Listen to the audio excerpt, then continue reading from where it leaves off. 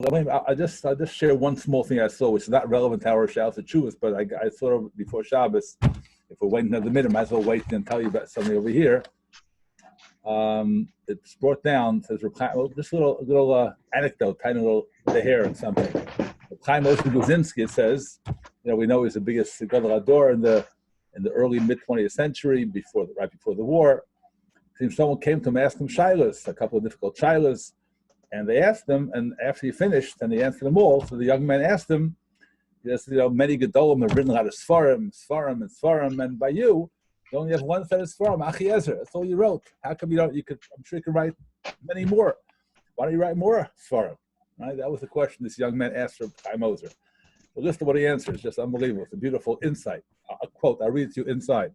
When I was young, I thought that my main work was to study Torah and write Sfarim when he was young. As I grow older, I realized that the Sfarim which I am writing are the many widows, orphans, downtrodden, needy Jews, along with Thai community with whom I spend most of my time guiding and helping. These are the most prized Sfarim which I have written. That was one of the the Rishiva's basic ashkafas, that we're not here to write Sfarim. There's some downsides to Sfarim, upsides, whatever. But he felt he had to connect with Talmidim.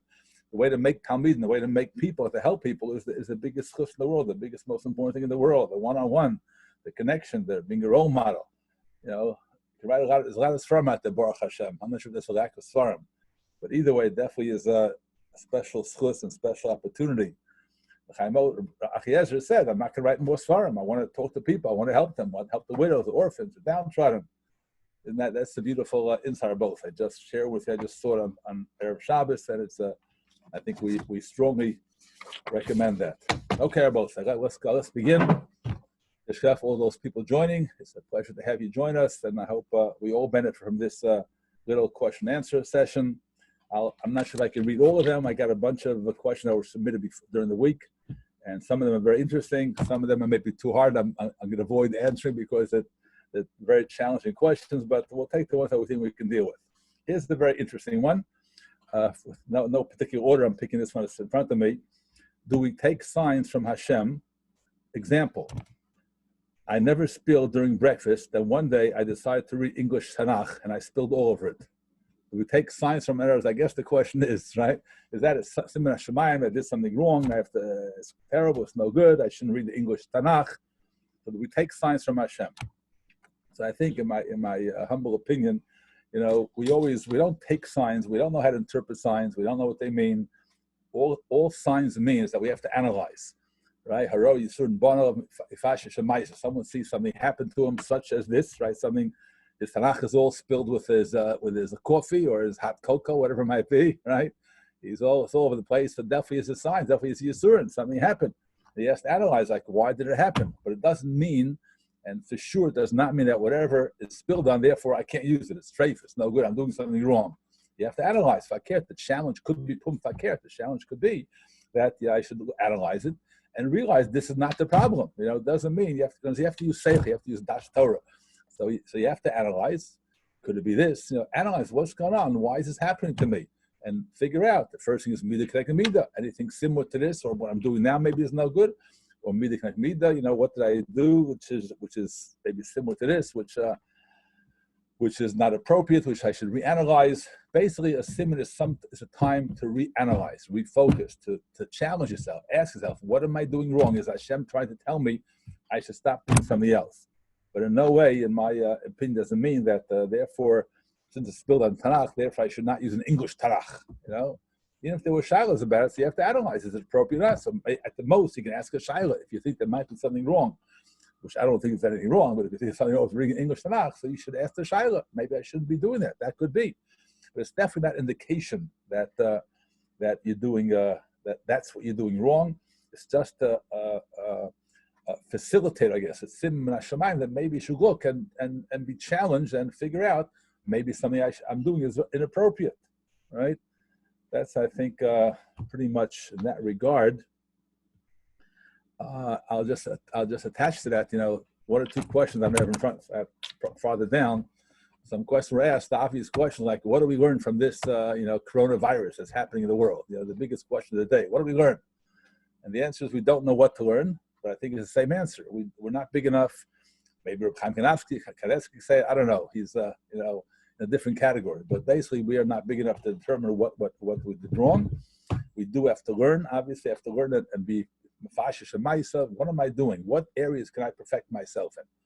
And without going in a whole speech about Rabosa, which is not for now, which I don't want to give, and you guys don't want to hear, I'm going to go mushroom. You can say a million things. We don't know what it is. And it's probably maybe all the above. I don't know. It's a chance, let's say, to listen, HaKadosh Baruch Hu is the most obvious. Hashem's taking us away from the yeshivas and the shuls. So maybe we're doing something wrong. Maybe we're not acting properly. We're not davening with enough kavanah. Maybe we're not coming on time to davening. Maybe we're not learning enough. And Hashem says, you guys don't deserve it. Rabbi said, we don't know. But we do know that Hashem is guiding us. Hashem is giving us this sayon, this, I guess you can call it the terrible tragedy, the hardship that it brings about. And we have to, we're challenged to figure out, to do some self-introspection. What can I do to make myself better? That's what an asylum is. That's what a sign is. And like I say, they had Nevi'im in the past, they had Urmatumim. We don't have that. We have our Siyat Shmaya, and Hashem, the Rosh used to always say, a person can try to figure out and is given the kochos to analyze what am I doing wrong, if he's sincere and honest and cares, to figure out what's going wrong. Hashem will guide him, and listen, let's be honest, most of us know where we need some extra, help and what we could be doing better. I didn't say what we're doing, not perfect. We're not perfect, we're not supposed to be perfect, but we know what areas we could probably put more focus on. And those areas Hashem says, listen, guys, get with it, and especially if it's Midah, you see, it relates in some way to what's happening. So that's where I think what the signs mean. Okay? If somebody has a question, they can ask. I mean, on this point, but otherwise I'll just go weiter. Here's a nice one. Interesting. This is my own personal response. The question is, assuming it is impossible to do so, bein hastarim, if you can't do the following bein hastarim, should one take off seder to exercise? Okay? Assuming it's impossible to do so, bein hastarim, should one take off seder to exercise?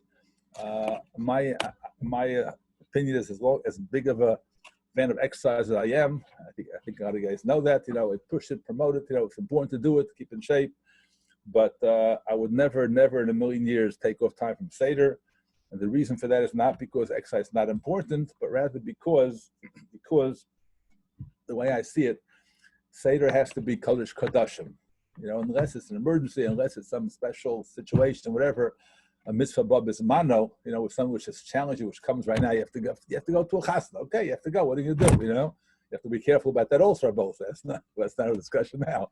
You can't be more ahead all the time. But Seder has to be Kodesh Kodashim. Otherwise, everything will come and take away from your Seder. If it's not, you have to analyze every single thing. And just because something is important, you have to find some other time. You can't take off Seder for it. It's not good for your total development, especially about exercise, and all these things are both say things that are important. HaKadosh Baruch Hu gives us time. There is time, guys. There is time to find. Okay, you can find it. Might not be the easiest time, but there is. The Rosh used to always tell us about, you have to do Navi, you have to do Shemech HaTargum, you have to do Musar, you have to Halacha. We used to stare at him like, Rabbi, how are we supposed to? There's no time. How do we do it? He used to laugh, and we were probably rather shtickles. You can't do everything b'shas ma'aser like during this man. Maybe some things could be done, bein hasmanim, that could be also. But the most things you can find some time for, find time for chazara, find time for musar, find time for halacha, these things you have to find time for. So exercise, even though I don't know if it's as important it is for you guys as it is for me, you guys are younger, you don't have to exercise as much, but you want to stay in shape. It helps you, be clear, be more alert. It helps everybody.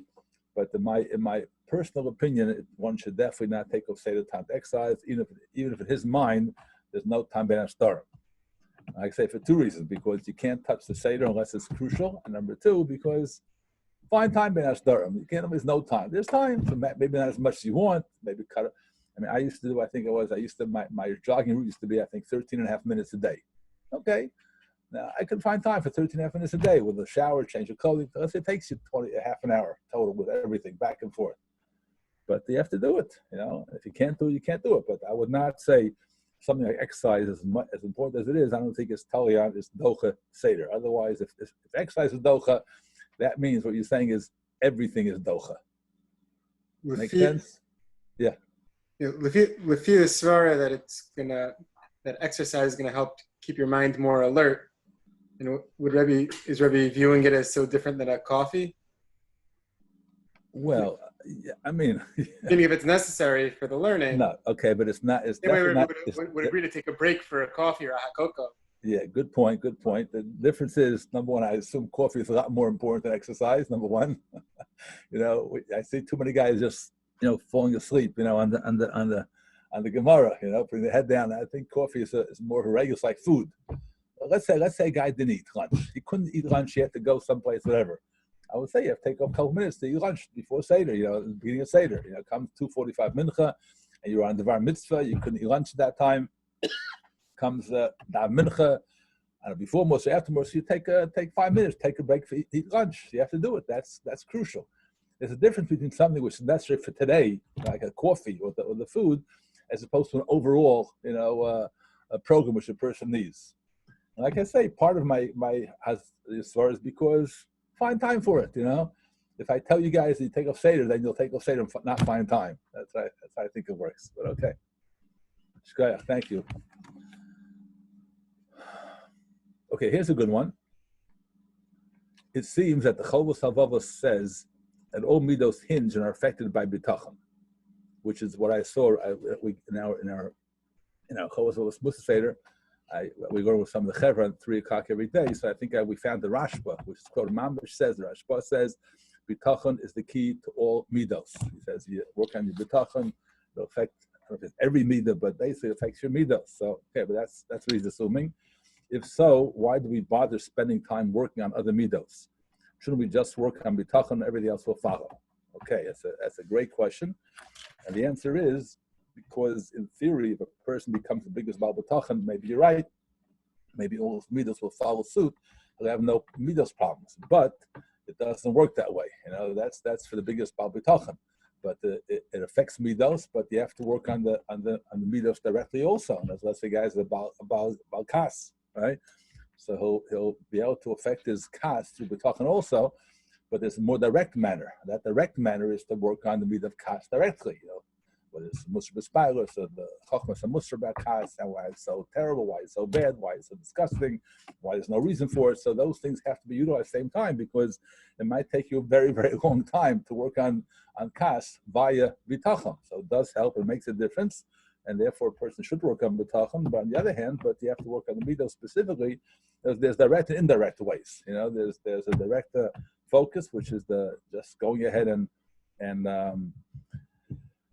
learning about the midah, whether it's the reasons or the heroes, you have to focus on that because that's the way. We can't wait till the bitachon kicks in on the higher levels to take care of all those bad midos. Rather, one has to work directly on the midah itself, so that he should, he should have a little more zehirus in his life before he hits 50 years old, and when he gets a little bigger Baal B'tachon, right? My numbers are just exaggerations and jokes, but I think that's the pshat. It does affect everything. But it's more indirect, and you have to work on the midas themselves to get rid of them. You can't supposed to wait. You have to work on all fronts, especially on the fronts where you feel your midas are weak. If you have a certain weak midah, you have to work on that. You can't just work on bitachon. Make sense, Rabbi say? Okay, this is an interesting one.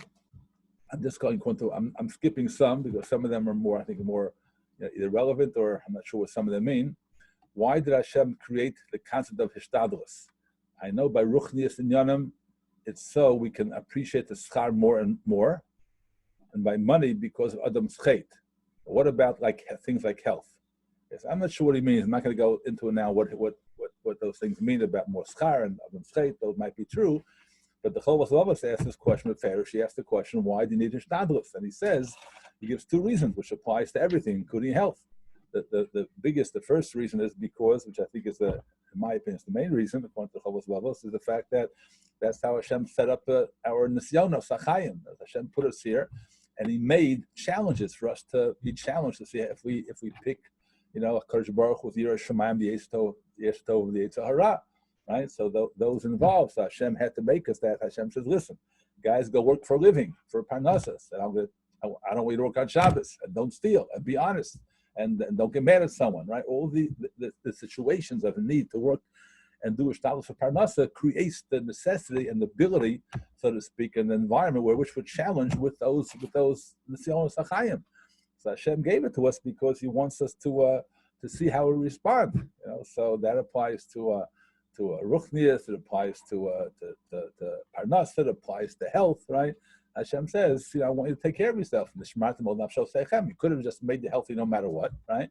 Hashem says, take care, take the medicine. Now, how do I get the medicine? Do I steal the medicine? Do I take it consistently? Every single thing in life, both sides, comes with its challenges of doing it properly. So that's why Hashem made hishtadlus so that we could go ahead and meet those challenges. Now, don't ask me about the machet, the window menestri, parnasa. I don't know. Don't ask me about that. But that's the world the way it is now. How it would have been different earlier, I don't know. I never got that one straight. But does Rabbi have any answers on how to avoid the bad chinuch hamoseh that you get from doing hishtadlus?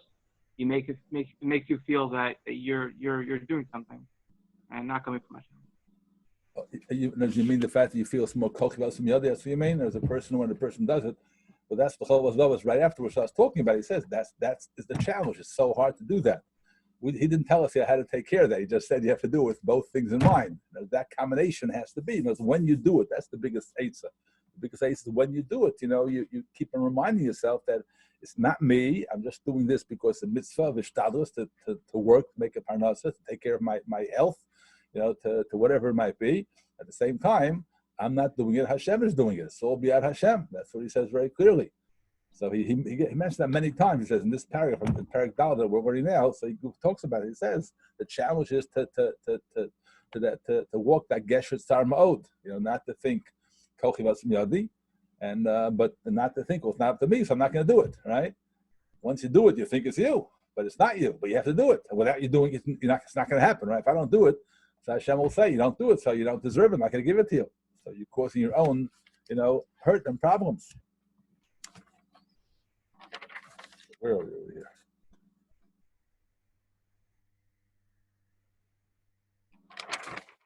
Okay, well said, weiter, okay? Okay, here's an interesting one. Why did Hashem need to give the Torah if they had it already? I'll repeat it. Why did Hashem need to give the Torah if they had it already?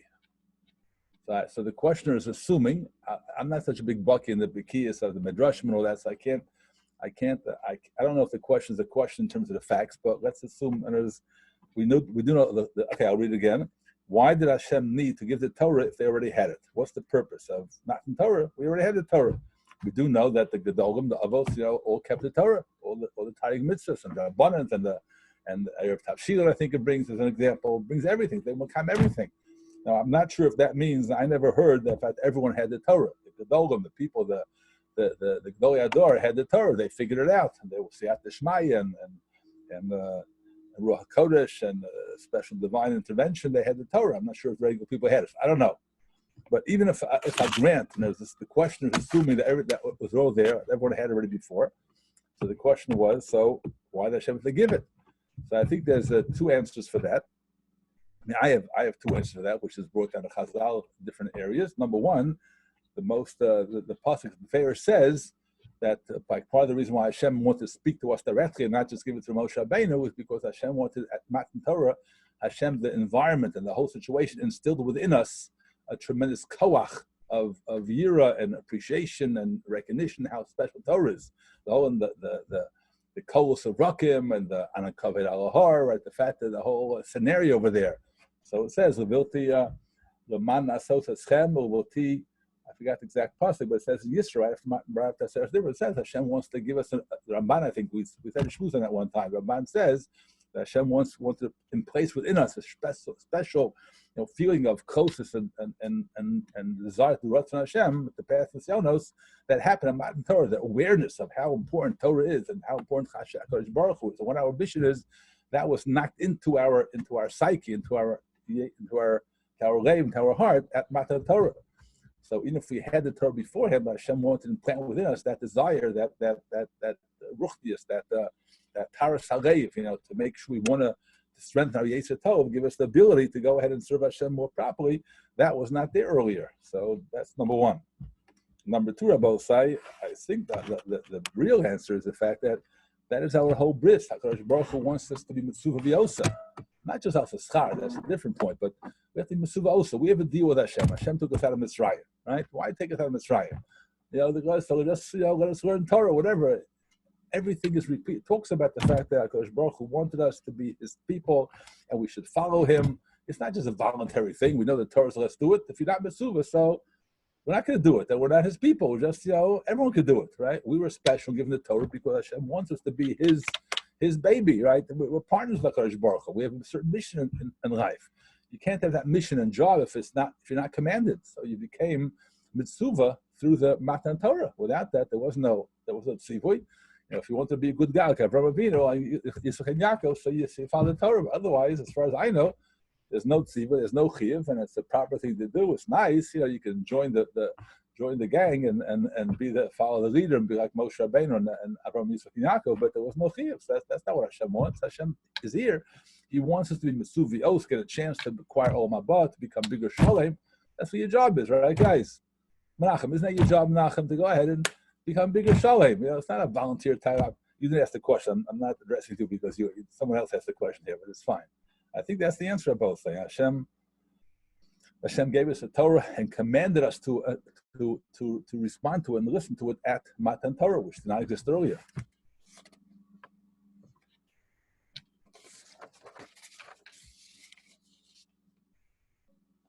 Okay, here's a couple of interesting. What right? One second. What is going on over here? Okay. What right do Amoram have to completely amend Mishnahs and Braisos? Again, what right do Amoram have to completely amend Mishnayos and Braisos? So I assume what the questioner is asking means is that how come you find the Gemaras, Mushabeshtahi, it's a mistake, it's different. Listen, that's not called, it is amending, but Pshat is because they, with their brilliant Das Torah, were on the Madrega to realize that after a lot of Pilpul Chaverim back and forth, and they go in the Yeshiva, their Chash with Talmidim, Shir Aleph, Shir Beis, whatever it was, they said, this must be a mistake. They're not changing, they're not throwing it out the window, they're saying it was probably a typo. I don't have the gut. When I learn Gemara and I learn Tosas or I learn a Rishon, I see there's a mistake. It doesn't make sense. So I went through. I had the guts to write in my book, Sarah Chomer, different word or different letter or whatever. But I'm gutsy on a little to myself. I'm not arguing with the Rashba Chas v'Shalom. I'm just saying the Rashba never he didn't mean this. Couldn't have said it. So I think that's what he's addressing. But I think that's the answer. Is Amram don't have a right to argue, but they have a right to go in and say it's a mistake. It's a mistake.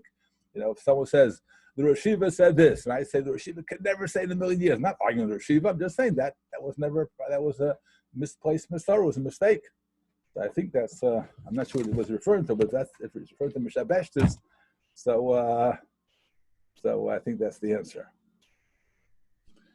Okay, this is not really for me. It's you have to ask the Queen's Chevra. Why does Queens change to Nadarim? Why does Queens change to Nadarim? Okay, so I didn't do it. I can't change. I didn't do it, but I assume the answer. When I was in yeshiva, I assumed the answer was very pashut. We tried it. We have a 7-year cycle. Don't ask me why it's not 8, 9, or 10. Okay, don't ask me that question. But it's a 7-year cycle. It's the cheshbon, how many years in the base medrash and kolel. You learn moed, stuff like that later on. But the 7-year cycle. So we'd love to, in theory, do 20 masechtas if it could be done in 7 years. It can't be done. Each masechta is big enough. It is very big. The Dharma is part of the Zikin. It's a very important part, which if you don't learn the Dharma, you have no shaykhs to. And I think Kedushin is a relatively small masechta, and usually the guys can go through it a little quicker, and you have time to do a different masechta after Pesach. I think it's just a practical thing, given the fact that Dharma is like next on the list of importance that the yeshiva guys should know. I can't really tell you. No, I never heard this from the yeshiva. That's my guess. The reason why. So I can't.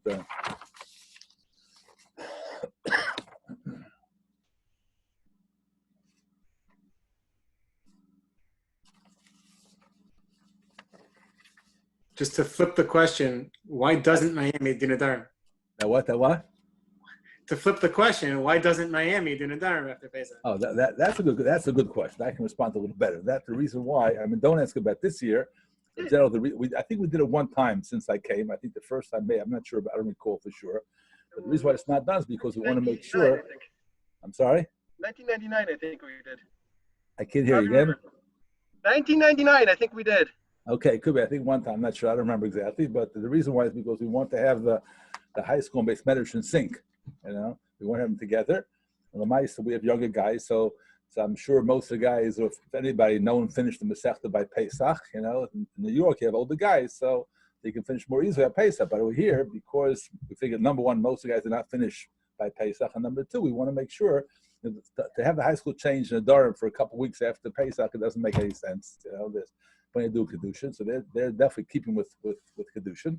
We want to have interaction, between the Chevra, between the Beis Medrash and the high school, maintain the high level it always is, Baruch Hashem, right?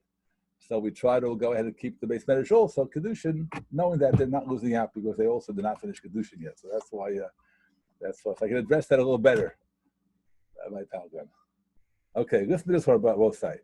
I'm not here to paskin, as you'll see the question in a second, but I'll give my little perspective of what I think would be appropriate. From Torah perspective, what's the balance between health and economy? When should the states reopen? Okay? And what's the balance between health and economy? It's the big debate among all the Gedolim, President Trump and all these people, they're going back and forth, going crazy. All the governors are fighting back and forth. So all these Gedolim are talking about. So what am I going to talk about? I'm not in the place to talk about it, but they asked me, when should the states reopen? I don't have an answer, but I can tell you the way the guidelines, my perspective should be. Well, I'm not going to talk about the states. I thought, I think I read it wrong. I thought the question was about, yeshivas and shuls. That's what I thought that was addressed from us. No one's going to listen to me about the states, but hopefully we'll have some input about yeshivas and shuls. I think from that perspective, there has to be a balance, as we know, that a person has, as we mentioned before, we have to do a shtadlus, take care of our health, take care of our economy, take care of everything. But on the other hand, we have to learn Torah, we have to be together, and the situation now is not helping helping our ruchnius, and our learning and our davening. It's much, we don't have kedusha, we don't have charusa, panim. It's much harder. I assume you guys can tell me that. If I'm wrong, please tell me. But I assume it's hard to learn charusa on the phone or through Zoom. It's not helping us. So the goal is to get it open.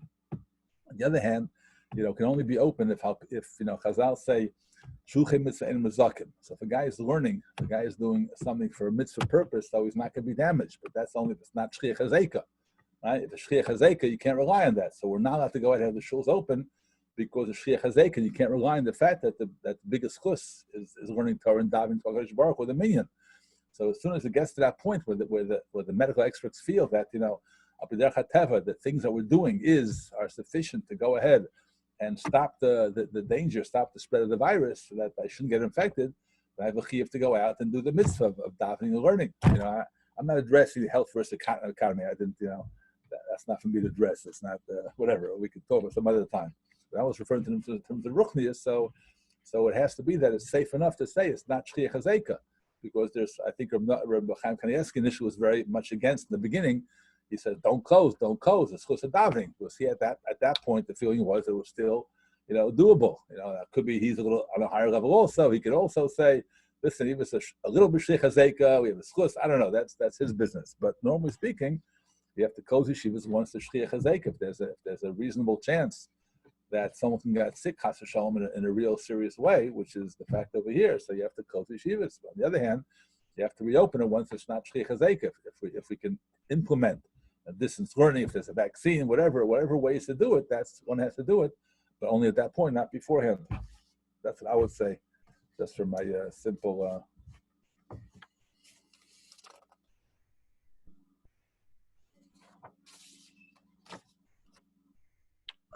Rabbi, so I think that in New York they open parks like as long as you're wearing a mask and maintaining social distancing. Okay. So does it follow then that a person could go to a socially distanced minion in a park? Like if I go to a park, then could I go to a minion in a park? Yeah, that's really a different child. So that in theory the answer is yes, but in practice probably no is my guess. That's what I brought in New York to decide, but I assume the answer is still no, only because of the fact that it's just not practical. Because on a mass scale you can't control it. Okay, and as once you open it up to the public, they listen on both sides, go down with them in the park.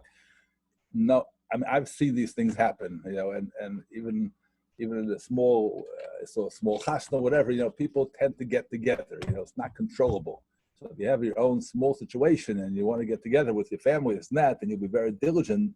But on a mass scale, people are not careful, and therefore the danger, in my opinion, will exist. And if we'd be perfect robots and we'd make sure that it would be 6 feet apart all the time, I would say, of course you can do it, but it's not controllable. And then people start rationally, let's do it in my backyard. There's a pretty small backyard. They'll get 25 people there instead of 10 people, That's, I think, why Rabbanim, all Paskin, I think maybe everybody, I don't know what stage, but, that you can't have these backyard minyanim because people cannot be trusted, not because they're bad people, because they're just natural. You're not going to follow the rules, I myself attended for a while, it's been a long time already, but I attended myself for a while, a minyan in some place in Miami Beach, okay, near where I live, for a while after everything was closed down, and it was headed by someone. I'm not going to mention who. It's not relevant who it was, but that person I saw, he was very, very strong to let only 10, 12 people. After that, he said goodbye. I saw him have a big fight, not a big fight, but a machokes with the guy. A tourist came in one day.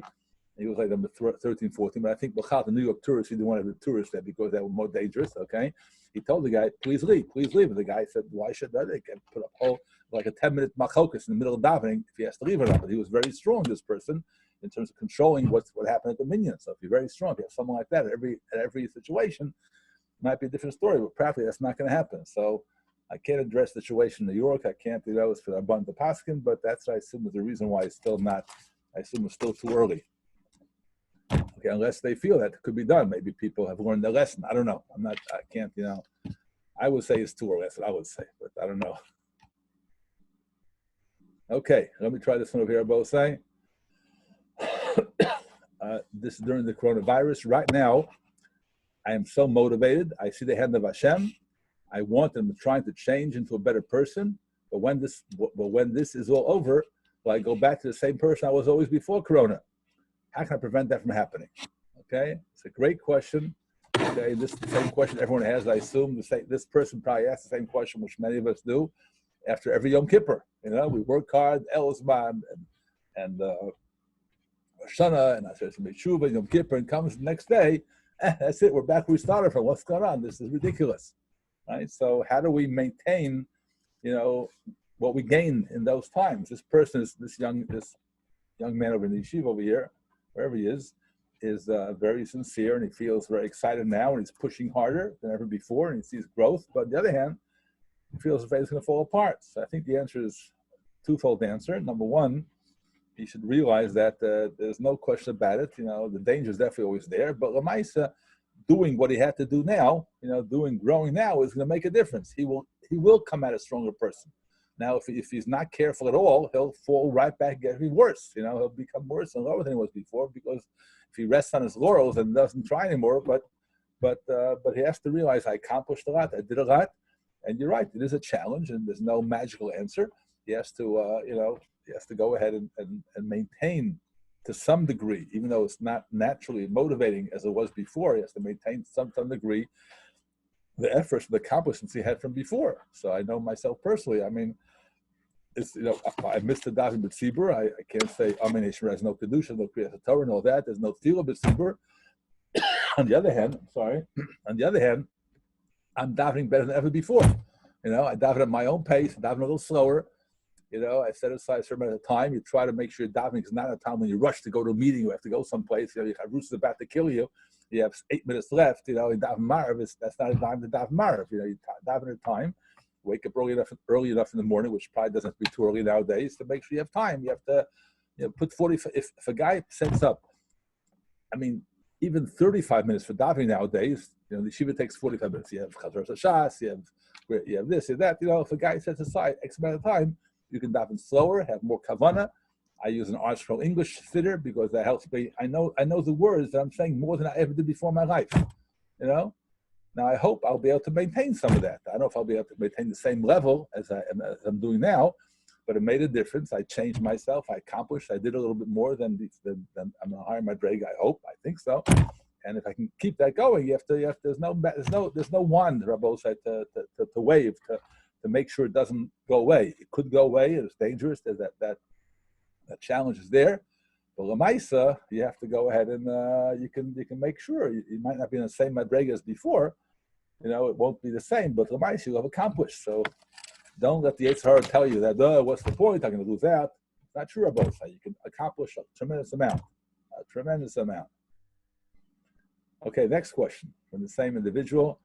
Everyone is talking about this being ikvus of the Mashiach, right? Parentheses, Torah anytime, WhatsApp clips, rumors from Rabbi Chaim Kanievsky. Number one, is it? And if it motivates me, can I focus on it? Okay, right? So you hear everyone is ikvus of Mashiach, what? And what should I do about it? And is it? Is Mashiach coming? In the next couple of weeks or a month or two or whatever?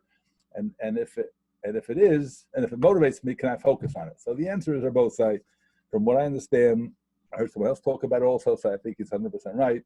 From my limited, I'm not a big Mashiach expert, so I can't tell you all the Bekias and Shas Poskim Medrash about Mashiach. I can't tell you. I'm sorry, but I do know one thing, that there's no such thing as signs of imminent coming of Mashiach.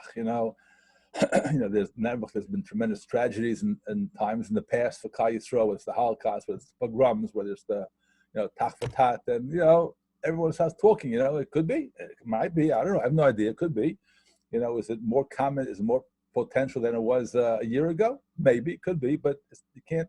It definitely is ikvus of Mashiach. It was the Chavetz Chaim said it was, but ikvus of Mashiach could take 100 years. Who knows how long it could take? I don't. Hashem's master plan in eternity, and being the world is the system. There's billions of years, and a couple of years is nothing. So that's ikvus of Mashiach. So I don't know.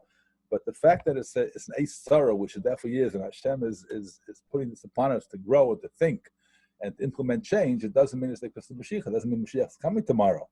Now, on the other hand, it says, if it motivates me, can I focus on it? For sure. A person has to always try and hope and yearn.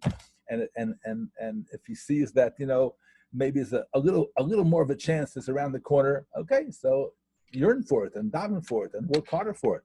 Even without this, a person should do it anyway. A person should always say, I hope Mashiach will come. I better push harder. What do Chazal say? Chazal say a person should be afraid he might die tomorrow, right? And therefore, he better perfect himself. And now Chazal say, that's not neurosis. You have to be careful about it. But Chazal say you have to go ahead and do what you can and prepare yourself and make yourself a bigger sholem. Our focus is not Mashiach, but Mashiach can help us. If I want to become chaperein a little more before I die or before Mashiach comes, so matov manoim. But as far as I understand it, I cannot say that Mashiach is coming soon. And if I do know about it, I cannot tell you about it. Right? I can't say yet. That's not what they say. Those who know don't tell. Those who tell don't know.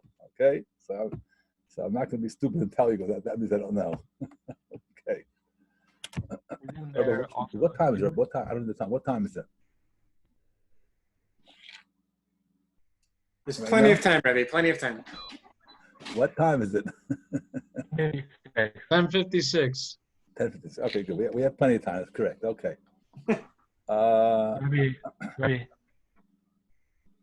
Sorry? Isn't there also a concern that if somebody puts too much stock in, Mashiach's coming, I'm so excited, and then, Mashiach didn't come a week later, so then right, he sure. feels a lack of bitachon and emunah, and I guess Mashiach's not coming. Maybe I shouldn't believe in Mashiach. People. Somebody once told me that he saw some Kabbalah said Mashiach's coming, but then Mashiach didn't come, so he was kind of down. Right. So you agree with me, right? That you're not asking, right? That's what I said, right? I'm agreeing with that also. Because I don't feel there's any reason to believe. I didn't go into what you said. It's even dangerous. That's more of an answer. But there's no reason to feel that Mashiach is coming. Why should I feel Mashiach is coming all of a sudden, more than a year ago? There's no indication. The fact that we have Tsaros now could be, Chazal do say that time Mashiach will be a very turbulent time. That could be, but there's been plenty of turbulent times. Like you said, you're reading very much. I think you're reading what I said. That, and you're right. You agree. It's not healthy. It's dangerous that to assume that Mashiach's coming, because then if it doesn't come, because you never knew what the right simanim are, so it's hurtful and potentially damaging to your long-term ruchnius, because you get deflated, depressed. I think there are people out there, Baruch Hashem, who've learned from that and decided, listen, I've come to expect it too many times already, so I'm not gonna expect it now, because I see my expectations don't mean anything. What people say is not worth too much. Well, so let me do this interesting one they're both say. Here's a good one. Because we know that when you have bitachon for something, it comes true. Okay? I'm not sure if I know that, but okay. I want to have bitachon that people I care about will be safe and healthy. But it feels fake to be confident that Hashem will protect them when so many great people were nifted from the virus. And we have any answers for this? Let me just combine it with something else. I saw a different one. Hold on for a second, both say.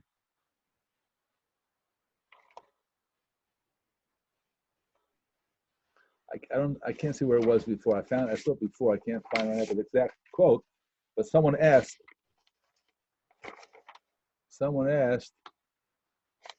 that's very depressing to see so many people dying. And is it, how do I survive that? How do I deal with that? So I think it's all outside the Shabbat side. It seems to me, I never thought, I might have disagreed with this premise a little bit. Bitachon does not mean, as we do know, that the more bitachon you have, that's a school. Let's use the word skula. It's not the best word, but it helps it accomplish it. There's a big schus to see accomplishment and your desires, your rutzim, you feel fulfilled. To have bitachon, Hashem it will take care of you and help you out. Okay, so that is a schus.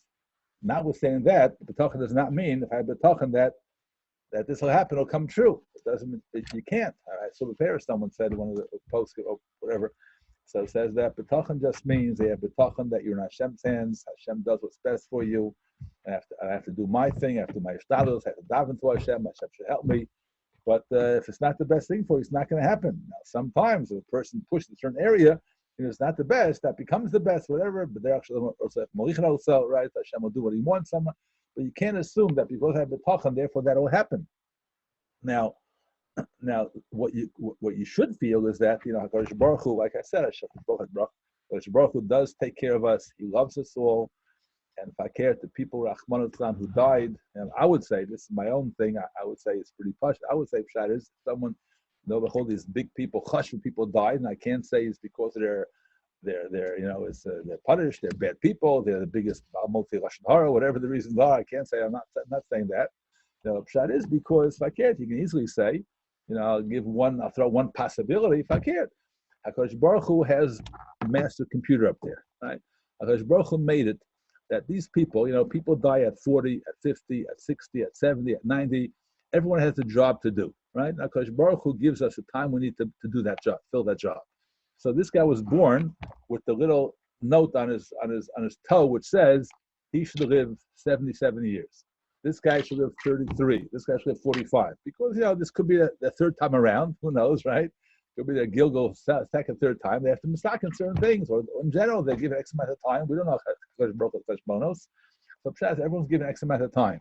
So Hashem made it maybe to challenge us, to challenge this person over here, and to give us get us all nervous and to make us potentially chas Hashem get upset at HaKadosh Baruch Hu. Hashem made them all coincide. They should die in this time, not because they're bad people, chas Hashem, not because they're the ones that caused the trouble, but because Hashem wants to put us in a matzah where people are dying. We have to think about it, we analyze and do a cheshbon nefesh and think about what's going on. Because Hashem is impressing upon us the fact that everything's about Hashem. Hashem, that's the biggest thing Hashem is doing now, to make sure we realize that we're a bunch of little peanuts and we can't do nothing. We can't even take care of a little tiny dot that came from what's called the Wahun province, whatever it's called, right? The place in China. What's called Wahun, right? Wahan? I forgot. Whatever it's called. It's Hashem is showing us you guys are a bunch of imbeciles. You're a bunch of amaratzim. You can't do nothing. You think you're on top of the technology. You can do this or that. We know nothing. We're touching upon Hilchas cancer. We can do nothing. That's what Hashem's trying to remind us all. Hashem has to provide that background to make us get nervous, right? And to see that we can't control. So part of that background is Nebuch Rahman Islam, people dying. But that was Bashared from, the guy was 42, died. He was Bashared 42 years ago to die now. Because that was his mad time was given. He's going to Olam Haba. He's enjoying the better world now. He has no need for this world. Whatever the cheshbonos are, but we can't. Both of the biggest, we can't be depressed about. What we could do, we daven for them. We daven for ourselves. We daven for our family. That's what we could do, and that's what helps the most, right? Or a person davens for someone, and he should be given a longer life, whether it's a change of his as a past the judgment or just part of whatever part of it. But this chusn, we can provide chusn for ourselves, for other people, our family. But chas v'shalom, to see that, to feel that, and to get depressed when someone passed away at a young age, Rahman al is a family member. Rahman al it's a tzara, and it's a personal pain, and it's a natural pain which we're supposed to have because that's how Kadosh Baruch created us. And if you lost someone close, but on the other hand, think yourself, that was a person's time in this world. He's going to a better place now. And that was Basher for him. It's a good thing for him at this time. That was the best thing for him. He's not being punished. We don't know why. We don't know our both sides.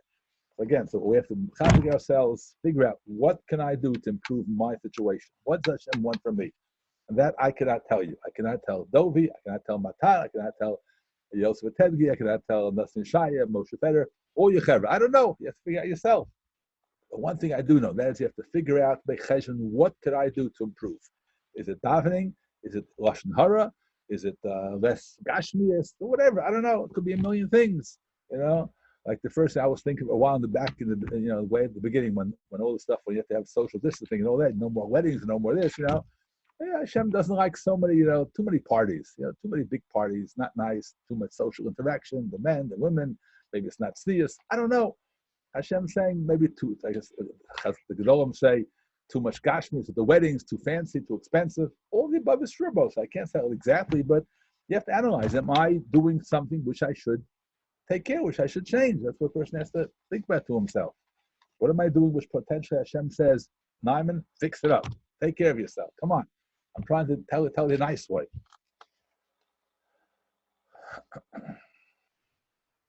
I guess so. So you can't have betacha. That's the way I understand. Maybe it's talking about machokas. I can't tell you for sure. As I don't know that about the famous story with Rishash. He had betacha for gold watch. I'm not sure what Pshan is. I don't know. Don't ask me. But the postkins do say that you can't. Betacha means that betacha Hashem takes care of you. You're in Hashem's hands. You're like a child in a mother's hand. And I tell people recently, I tell people, you know what? Hashem loves you more than your parents do. Your parents love you a lot, right? Hashem loves you more. Now that's like a little perspective. Like you can hear it a little. Well, I know my mother loves me a lot, right? Hashem loves me more than that. So if something's bad happening, so it's, Hashem knows good for me. That's what betacha means. Am I making any sense? Both say.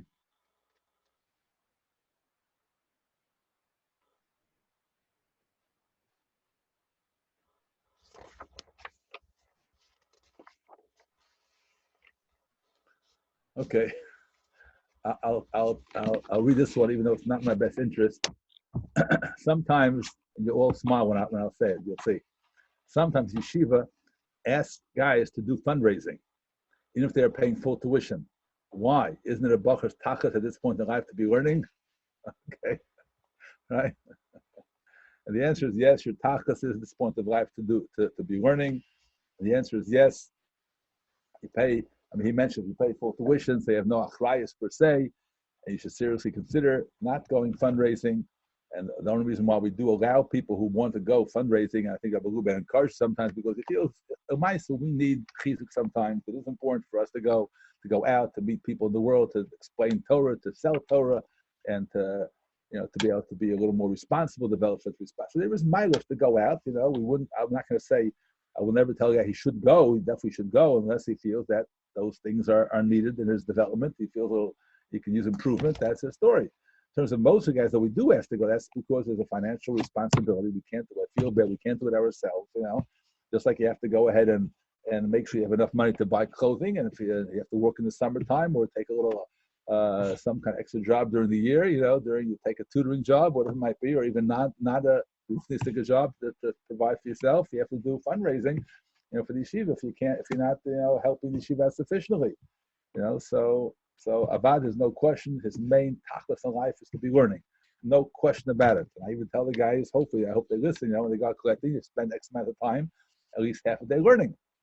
There's no need to spend the whole day fundraising, but okay.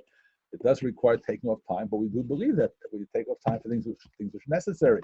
Whether it's necessary because of financial responsibility or necessary because you want to grow in your relationship with people and be machazik yourself in Torah.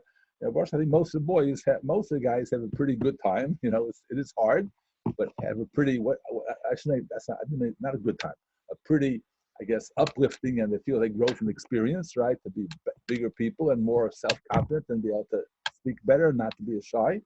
But if a guy doesn't need that at this point, he should not go.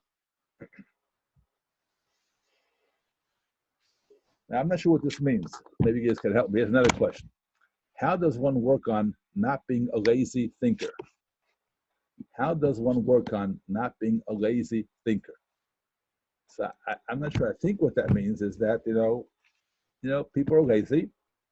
It's hard to learn. It's hard to think about the cheshbon and the Gemara, the Svarah, so I'm lazy about it. So how do you become a bigger masman, I guess he means, a bigger masman in terms of his thinking. Again, Rabbi, I'm sorry? It could also mean that you accept Svarah too easily. If someone's trying to explain something to you and you just accept it without fully thinking about it. Maybe. Okay, that's I'm not sure. I don't. Could be that's what he means. That's a whole different question. You're right. If that's the question, then you have to. It's important on both sides. Part of learning is to, Chazal say, "Tell me the Mikulam." Part of that is because when you explain it over, when you say it, when you verbalize a svara, right? You have to have it more clear beforehand, and you get it more clear while you're saying it. It's a double benefit, right? It's better for you when you say over the svara to someone else. So if I can't, maybe the answer for this guy is, he should say it over. Don't fool yourself. Don't deceive yourself. Every time, make sure you say it over to yourself or write it up. Maybe take notes. Make sure well if that was the question. If they accept it too quickly, but they have to listen. Like I say, you have to be a smart person and realize that we're not the biggest gedolim in the world. And listen, people go through. Listen, let's be honest, right? When you guys were in Bikiyas, right? And you finish a tosis, and you got it 2 times, 3 times, whatever you did it, and you know pretty well, right? Menachem, I'll ask you a question, right? Do you know tosis? You tell me, yeah, I know tosis. I learned it. Everything's fine. All of a sudden, next day, you do it in the morning, say an Ian Seder, whether it's in Shira by yourself, and you say, hey, I didn't think of these 14 problems, right? So you deceived yourself yesterday. You fooled yourself, right? You're a foolish guy. You thought that's not fooling yourself. I mean, we have to be smart to realize that whatever I know, I could probably know a little better, a little deeper the hair. Even you don't need the hair for this, but there's so many different points which you don't think about. So a guy should be smart to realize that he has to remind himself that I should chazar again, tell it to my chaver, make sure I understand it. Don't be so lazy. If that's what the question meant, I thought it just meant it's hard to think about it and try to understand it. I feel like it's too hard. What do I do? I can't. In my days, it was very famous. There was, Rabbi Moshe Dov Harris, right? Rabbi Harris's brother from Eretz Yisrael, Moshe Dov Harris. He was famous in the yeshiva. He used to pace the base medrash in Forest Hills. It's let's say 100-foot base medrash at the length. He used to go back and forth in the aisle, working on a svara, not for a minute, not for 2 minutes. He could be there for 20 minutes, half an hour straight. What's he doing? The guy's nuts. Think about the same thing, the same point. I didn't ask him what he's thinking about, but I'm sure a lot of us was just thinking about the same svara. Got to make sure the kasha teretz, how does it work out? Not 45 steps, but 1 or 2 steps. He's working on it. And he probably wore out his shoes. He probably had to get replaced. The soles on his shoes every once in a while more than the rest of us did. But we have to realize that that's crucial. It's important. And that's part of developing hasmad. You push yourself a little more, especially if you have a charusia, you ask him, can I say it to you? Help me think about it, You just sit there and have him talk to you, you're not going to accomplish too much. You have to speak up. You have to talk about it because talking stimulates the brain and really tests you is the biggest test to see if you know what you're talking about. You can have a vague idea, but you can't express it. That means you don't know what you're talking about. So I'm not sure what the question is, but hopefully we covered all angles of it. Okay, here's an interesting one I both say. Well, I can't tell you the exact answer. You'll see what I mean. Why was Yitzchak Avinu able to get married without seeing Rivka? If you right, and it's based by Al Gemara. You guys are learning. I assume you guys did it already. We're doing it, but you guys did it last month. Ish Makadish, also Adam Makadish Isha Chirena, right? Shama Yirid Bodavara Maguna, right? They'll be after a Chamocha problem. So how could Yitzchak get married without seeing Rivka? If you answer that he was above this, then it kills all shmuzim. Okay, okay. Now. So that's the one at a time. I did a little research before Shabbos. I saw this. I'm not a big bucky in this stuff on both sides. You know, Pasha and the Chumash. You read the Chumash, the kasha is not true. Its facts are wrong. It says when Eliezer brought Rivka back, it's the Vayikach. I forgot the Vayikach Osa by Yevias or Ola Sarimo, whatever. It says Vayikach. So Pasha over there means she wasn't engaged at all. There was no kedushin beforehand. He just brought her over. Brought her from Haran to where he was, you know, and he married a Kedusha after he saw her. So the facts might be wrong. Lamaisa, I checked it out. I think it's a four-way machokus. There's different sheets that we shown him as to what it was. Some say Kedusha took place over there by Lavan. Some say Kedusha and Nesuin took place, whatever. I don't know. All different sheets. But so I think there is a sheet. I think it's a push-up shot. They say that he just was a shliach to bring her over. So the kash, that's true, that nothing happened over there. On the side that he's right, and there are Rishonim who say that Kedusha took place over there. So I'm not sure what the answer is. It could be the answer is because, as I think he's right, not about the shmuzim, I'm not sure what he means about the shmuzim, but in general, even if Yitzchak was above it, and he was not concerned that he might be, she might be misgana because he'll see she has a crooked nose or whatever it might be, let's say he was above it, but still, a gadol has to go up yalacha. He can't make exceptions for himself just because he thinks he's above it all. But I'm not sure. Like I said, don't quote me on this. Rabbi said, but I have a hunch that does not apply before Matan Torah. That's when they were not mechuyev and the others were kind of Torah because that was the right thing to do. But if it doesn't apply to him and it was not halacha psuk at that time because it was for Matan Torah, it could be he was allowed to exempt himself. Number one. Number two,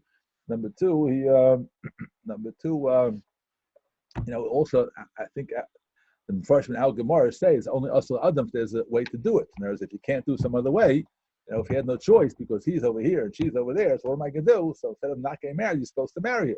It's not a davar muchat that's always usher. I think one of the Rishonim said that somewhere. If there's some reason why you have to, so I can't answer the question exactly. I don't know the key is exactly, but that's I think.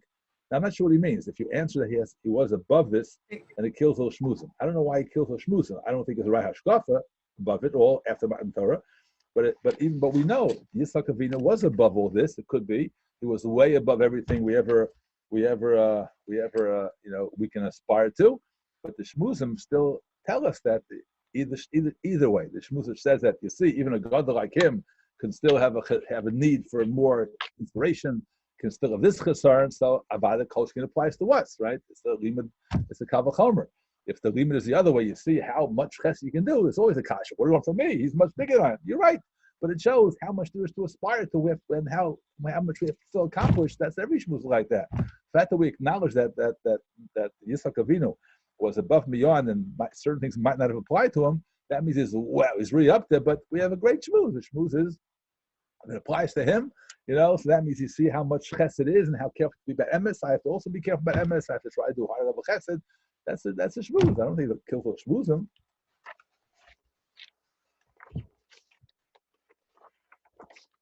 Got most of these are both saying.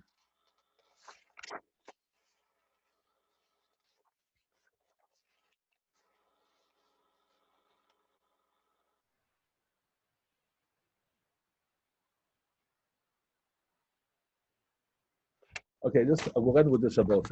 I'm not sure it's hard to address this one. How can I turn this crazy time into a growing one? There's this age that we're in now, the coronavirus. A, it's hard for me to keep my regular shiva schedule. It's hard, okay. B, I will not say who wrote this.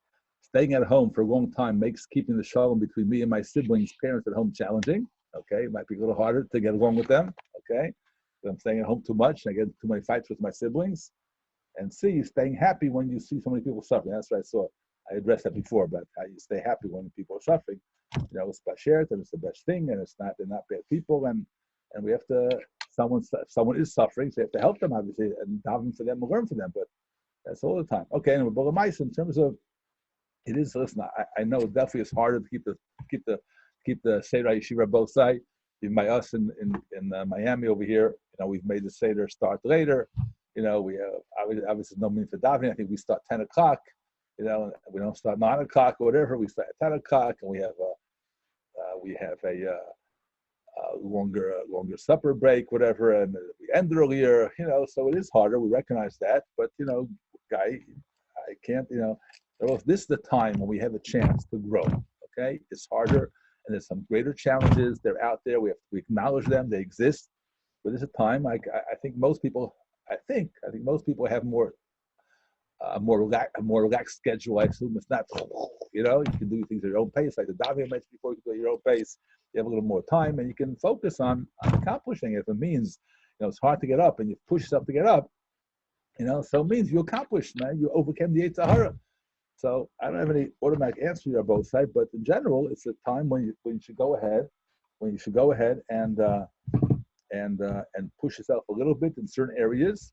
Maybe I would suggest take one or two things to focus on. It could be like I mentioned, maybe work on a paragraph of the Psukei Zimra and learn it well, know what it's talking about. Learn the Ashrei. Listen, we know the basic translation of all the words, but you don't really think what you're saying. I can talk for myself, but I assume I'm in good company. Focus, pick something which you can accomplish and grow in. That'll stay with you forever on both sides.